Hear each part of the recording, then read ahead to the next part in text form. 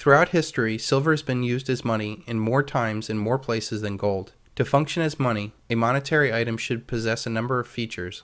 It needs to be a medium of exchange. It should have the liquidity and be easily tradable.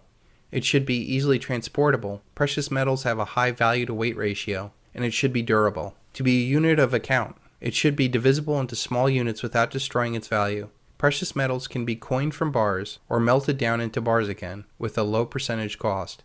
It should be fungible, that is, one unit or one piece is equivalent to another unit, which is why diamonds and works of art and real estate are not suitable as money. It must have a specific weight or measure or size to be certifiably accountable. The third feature is that it needs to be a store of value. It should be long-lasting, durable, and it must not be perishable or subject to decay. It should have a stable value. It should be difficult to counterfeit, and the genuine must be easily recognizable. Today's silver is not used as money since it does not circulate, but it still provides a crucial role as a store of value. Why do silver and gold have value? Why is gold worth some 20 bucks an ounce? I don't know, because it's scarce. 1,000 men say go searching for gold. After 6 months, one of them's lucky. 1 out of the 1,000. His find represents not only his own labor, but that of 999 others to boot. That's 6,000 months or 500 years, scrabbling over mountains, going hungry and thirsty. An ounce of gold, mister, is worth what it is because of the human labor that went into the finding and the getting of it. Now think about how much energy, labor, ingenuity, and time that goes into finding that silver and refining it. The mining company produces silver bars, the composition of which is 93 to 97% pure silver. It sells the bars to a refinery, which further purifies them for sale to industries.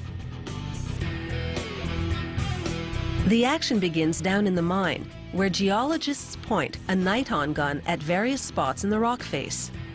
The device detects the levels of 40 different elements, including silver. Silver in its natural state isn't silver-colored at all. It's charcoal gray. Those silver-looking deposits are actually zinc and lead. Miners drill holes in the silver-rich areas the geologists pinpointed, then insert sticks of dynamite.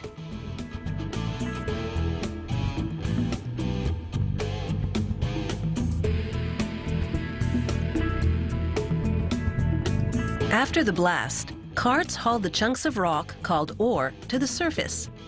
Geologists then test ore piles and blend them as required to achieve a consistent amount of silver content per kilogram of ore. The ore first goes into the primary crusher. The machine's huge steel teeth break up the big chunks into smaller pieces. Those pieces then drop through grates below into the secondary crusher, which breaks them down into even smaller pieces. Those go into vibrating cone crushers, which pulverize them into tiny pieces.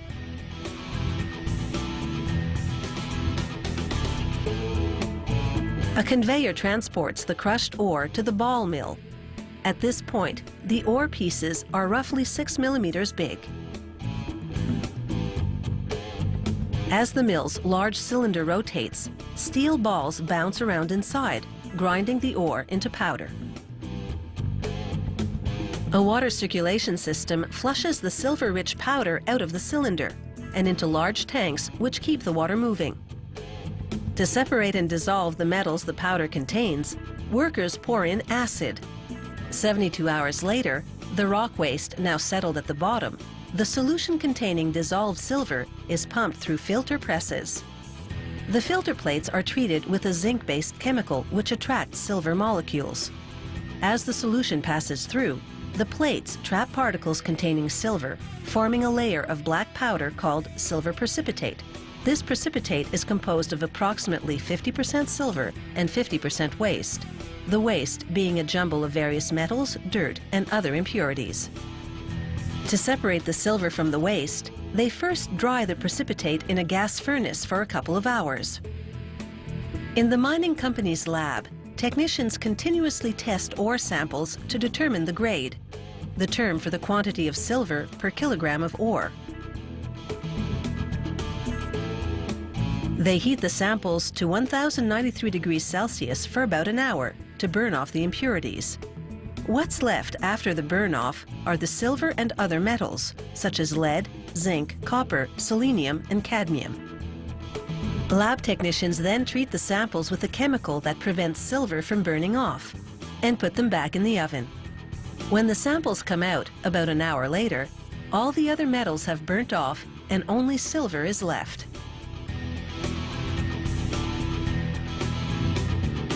They weigh the silver and compare it to the weight of the original sample in order to calculate the grade.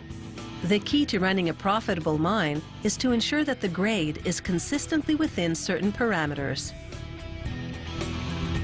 Back at the mill, workers put the now dried silver precipitate into an oven, along with chemicals which prevent silver from burning off.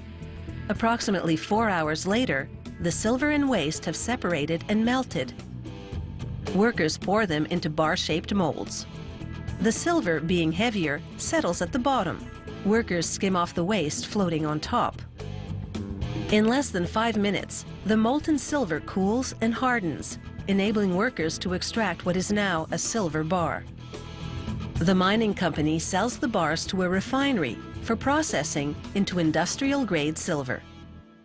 It's crazy to think that all those tons of earth were moved just to find 1 ounce of silver, and right now we can buy it all for less than a dinner for 4 at our local sports bar.